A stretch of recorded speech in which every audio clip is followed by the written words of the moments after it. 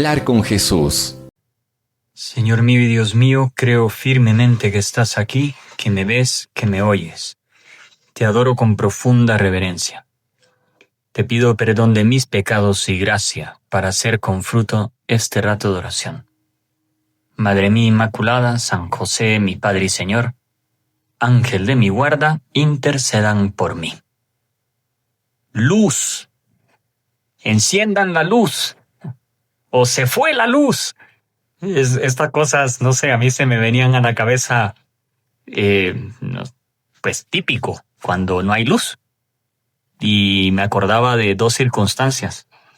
La primera es en la guerra, la guerra civil que me tocó vivir durante mi infancia. Ponían bombas en los postes de luz, donde estaban los transformadores. Y aquello nos hacía pasar horas a oscuras. También recuerdo que cuando escaseaba el agua por alguna sequía, había racionamiento de energía. O sea, a cierta hora se iba la luz. Era desagradable estar sin luz. No sé, te limita mucho y de pequeño también da miedo en la noche. Bueno, pues así andaba la humanidad. El pecado original fue una bomba que dejó sin luz a la tierra entera. Y con la oscuridad vino la confusión. Cuenta Ronald Knox, un sacerdote anglicano converso al catolicismo, cuenta una pequeña historia acerca de una niña norteamericana que viajaba en un vagón de tren con literas. Los vagones de este tipo tenían un largo pasillo que daba a los vagones apartamentos con literas. Cada una se aislaba con cortinas. Bueno, esta historia sucedió hace bastante tiempo. Ahora esos trenes son muy distintos. Pero bien, cuando todo el mundo estaba en sus literas y se habían apagado las luces, el vagón quedó completamente a oscuras y entonces la niña, que no estaba acostumbrada a la oscuridad total, preguntó asustada: «¿Papá? ¿Mamá? ¿Están ahí?» Y los padres de la niña debían haber ido quizá a tomar algo al vagón restaurante y habían dejado sola a la hija. Como ella insistió una y otra vez, un viajero malhumorado le gritó: «Sí, papá está ahí, mamá está ahí y yo estoy también aquí tratando de dormir. Así que cállate ya de una vez». Bueno, poco después aparecieron los padres y la niña, asustada, que había guardado completo silencio, murmuró en voz baja, así apenas audible: «Mamá, ¿era Dios?» Bueno, imagínate, una voz malhumorada, antipática, procedente de la oscuridad y prohibiéndonos algo. Esa es la noción que algunos tienen de Dios. Y así estaba la humanidad, en la oscuridad, sin terminar de conocer bien a Dios. En todo caso, Dios era el que había dado origen a los 637 mandamientos que cumplían los judíos. Y los fariseos se encargaban de recordar su cumplimiento, de exigirlo. Pero se había prometido la luz.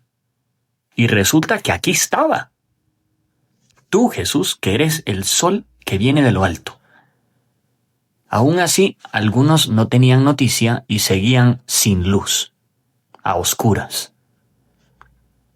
El Evangelio de hoy cita una de aquellas profecías: tierra de Zabulón y tierra de Neftalí, en el camino del mar, al otro lado del Jordán, la Galilea de los gentiles.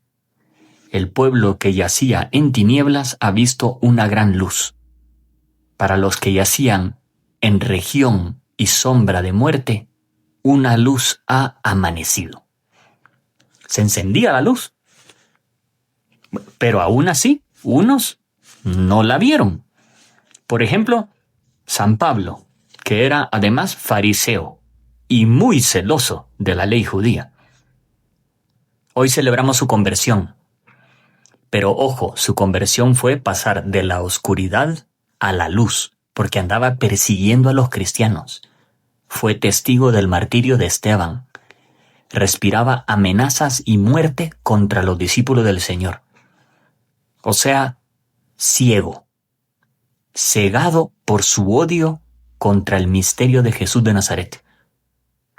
Pero mientras se dirigía a capturar a los cristianos de Damasco, de repente lo envolvió de resplandor una luz del cielo. Cayó al suelo y oyó una voz que le decía: Saulo, Saulo, ¿por qué me persigues? Respondió: ¿Quién eres tú, Señor? Y él: Yo soy Jesús, a quien tú persigues. Vino la luz, aunque la luz era tan fuerte que Saulo quedó como ciego. No sé, un poco como para que se hiciera cargo de que él solo no podía, que tenía que dejarse ayudar, dejarse guiar, porque era ciego, o al menos andaba a oscuras. Leía hace poco cómo uno contaba, diciendo: participé en una exhibición llamada Diálogo en la Oscuridad, que había llegado de Frankfurt a Buenos Aires. Consistía en un paseo en grupos de 5 o 6 personas por unos locales totalmente a oscuras, ambientados como lugares reconocibles: una plaza, una avenida, un muelle junto a un río, guiados por una persona no vidente y empleando incluso bastones para orientar nuestros pasos ciegos. La idea me pareció estupenda: experimentar por una hora la situación en que viven los ciegos, con su parte solidaria. El ponerse en su lugar ayuda a ser más diligente a la hora de ayudarlos y saber mejor cómo hacerlo. Y su parte de aprendizaje personal. Con el paso de los minutos, los otros sentidos se agudizan para suplir a la vista y uno aprende a reconocer sonidos, texturas, aromas, a los que quizá no les puso atención por tiempo. La experiencia terminaba en un bar, también totalmente a oscuras, para compartir una bebida con la guía no vidente, una joven de unos 30 y pico de años en mi caso. Habíamos sido avisados de separar un billete para poder comprar la bebida. Sentados a la mesa, la guía nos preguntó qué nos inspiraba el trayecto a ciegas. A mí se me ocurrió decir: ¿qué confianza tienen que tener las personas no videntes en las personas a las que les piden ayuda? Efectivamente, me imaginaba transeúntes malintencionados indicando mal a los cieguitos el número de un autobús o una dirección. La respuesta de la guía fue sencilla: estamos acostumbrados a confiar porque no tenemos más alternativa. La confianza es la vista de estos no videntes. La confianza ilumina su camino. Justamente porque no todo es evidente, porque no todo es claro y fácil de comprender, necesitamos de la confianza en Dios, que es la fe en el sentido vital del término. Es la apuesta por el sentido. Desde aquí no se alcanza a ver el resto del camino, pero Dios sabe más porque es todopoderoso y porque es bueno, porque es eterno su amor. Bueno, San Pablo tuvo confianza hasta que por fin se le cayeron las escamas de los ojos y pudo ver. Y si nosotros no vemos la luz, o no vemos con tanta claridad, a veces, lo mejor es dejarnos guiar. Si sigo con una imagen de Dios justiciero, lo mejor es dejarme guiar y aprender a reconocer a Jesús que me ilumina con esa luz que sale por todos sus poros y me muestra su rostro amable, con el que me doy cuenta que, como decía el Papa Francisco, el nombre de Dios es misericordia. No es fariseísmo, no es el cumplimiento aquel que es cumplo y miento. No es juzgar al otro y yo creerme el referente, no. Dios es luz. Dios es mi Padre, Jesús mi hermano, y el Espíritu Santo fuego que me enciende llenándome de alegría y de cercanía, y los tres confían en mí y me quieren. ¿No podría yo confiar también en ellos y dejarme llevar de la mano? ¿O tendrán que derribarme del caballo, como a San Pablo? ¿O tendrán que ir a buscarme a mis damascos y quitarme las escamas de los ojos? Pidámosle a San Pablo que nos ahorre oscuridad, que interceda por ti y por mí, para que de la oscuridad pasemos a la luz. O pidámosle a nuestra madre, como hace un niño pequeño cuando se va a la luz, que también mamá grita y acude su madre. Te doy gracias, Dios mío, por los buenos propósitos, afectos e inspiraciones que me has comunicado en esta meditación.